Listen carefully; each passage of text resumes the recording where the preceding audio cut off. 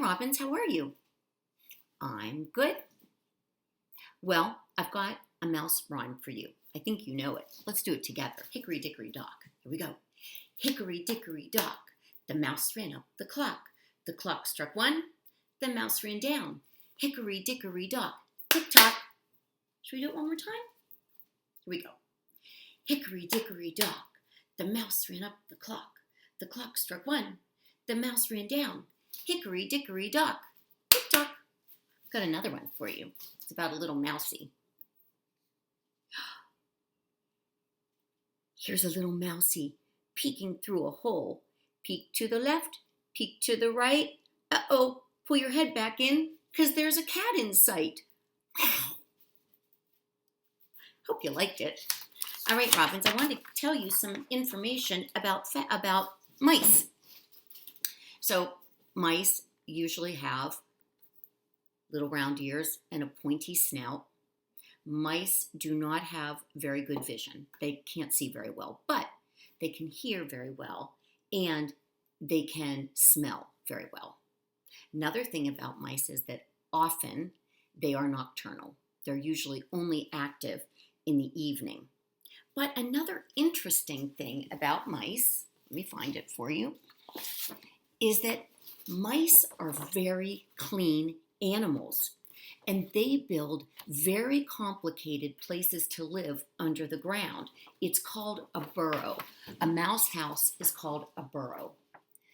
So here's my little mouse, and this is underground. He would go into his burrow, and he makes separate compartments. He makes a little hole for himself to sleep, where he might have leaves and grasses. He makes a separate place for him to eat. He might find a piece of cheese or might gather some seeds and nuts. And then he makes a completely different place to poop. So this is what a mouse burrow looks like. One way in, but then lots of different compartments keeping everything separate. He sleeps in one area, eats in another area, and poops in another area. Did you know that? I have a book for you, Leo Leone, another book. This is called Tillie and the Wall. We have a Tillie friend. She spells her name differently, though. Here we go. The wall had been there ever since the mice could remember. They never paid attention to it. They never asked themselves what was on the other side, nor, for that matter, if there were another side at all. They went about their business as if the wall didn't even exist. They're all gathering food, and there's the big wall. The mice loved to talk. They chatted endlessly about this and that, but no one ever mentioned the wall. Only Tillie, the youngest, would stare at it, wondering about what is on the other side. Tillie is curious. At night, while the others were asleep, she would lie in her bed of straw, wide awake, imagining beyond the wall, a beautiful, fantastic world inhabited by strange animals and plants.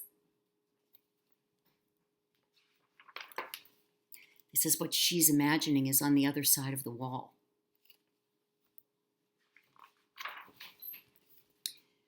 We must see the other side, she told her friends.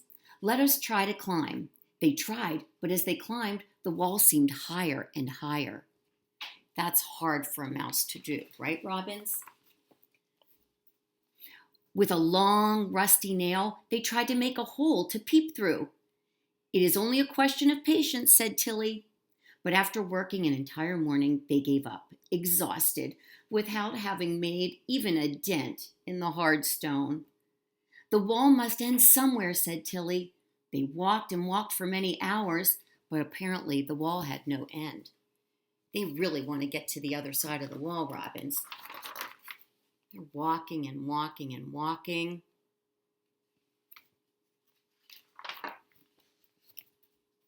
But one day, not far from the wall, Tillie saw a worm digging itself into the black earth. How could she not have thought of that before? Why hadn't anyone thought of that before? What do you think she's going to do? Full of excitement, Tillie began to dig. She dug and she dug. There's Tillie doing some hard work.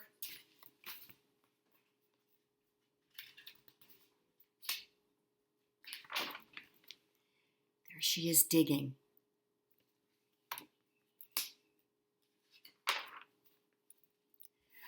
Until suddenly, almost blinded by the bright sunlight, she was on the other side of the wall. She couldn't believe her eyes. Before her were mice, regular mice. So mice live on the other side of the wall. The mice gave Tillie a great welcome party. They took her to their celebration pebble. Had she seen that somewhere before? They made speeches in her honor and they waved flags. They have a beautiful pebble there.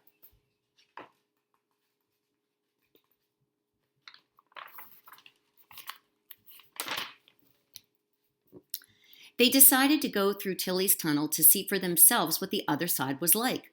One by one, they followed Tillie. They're all going to the other side of the wall. And when the mice on Tillie's side of the wall saw what Tillie had discovered, there was another party. The mice threw confetti. Everyone shouted, "Tillie, Tillie, Tillie," and they carried Tillie high in the air in triumph. Since that day, the mice go freely from one side of the wall to the other, and they always remember that it was Tillie who first showed them the way. Did you like that book, Robbins? What was your favorite part? Oh, you liked when she imagined what was on the other side? I liked that part too. I liked when she got to the other side and made new friends. That was a good part. All right, Robbins, I thought since there was a magic pebble in that story, and since the mice are always skirting back to their stone wall, I thought I would do a little stone art. So I found one that's a stone outside that's kind of smooth, and I brought it in and made sure it was clean and dry. I'm going to do a flower. Now, the problem is I don't have any paint. I ordered some, but it's not here yet. So I'm going to just do the inside of the flower like that, and then I'm going to do a stem and some leaves like that. And then I'm going to use nail polish. How silly is that? But I have some. So let's see if nail polish is going to make a pretty flower for me. I'm going to do a little here. Let's see, but yeah, like there's a little nail polish. There's another nail polish petal. There's another nail polish petal. Let's do a little more. There's one down here and down here. There's my flower.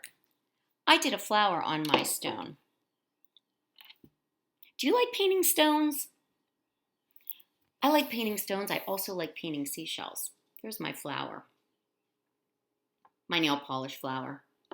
So I hope you go out and find some beautiful smooth rocks and decorate them. You could decorate them with markers or with paint, but have fun with it.